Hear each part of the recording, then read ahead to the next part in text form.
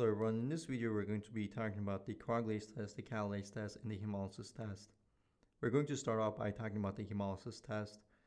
Here we see this blood agar that's made up of 5% sheep blood.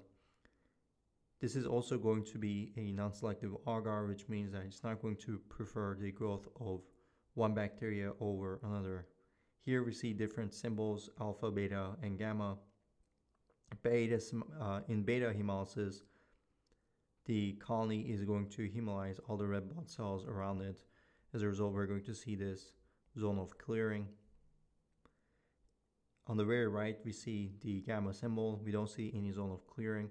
This is because these bacteria colonies are not going to hemolyze any red blood cells. On the very left, we see the alpha symbol. This is going to be somewhere in between beta and gamma hemolysis.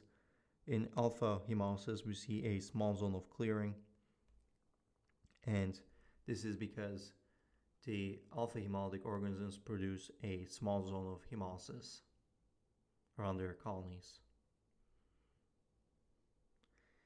This is a picture of the Coagulase test. In this test tube, there's going to be plasma, which contains fibrinogen.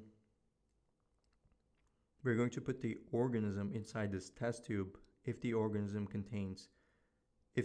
is coagulase positive, it can convert fibrinogen into fibrin, which is going to produce clots. So what happens is, if the organism is coagulase positive, it's going to form clots in the plasma.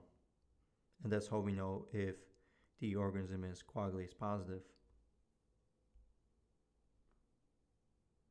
This is a picture of the Catalase test. In the Catalase test, we're going to have a glass slide, and we're going to put the organism on top of the glass slide.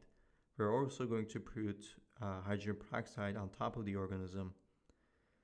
If the organism is Catalase positive, then it's going to produce these bubbles as it converts hydrogen peroxide into water and oxygen.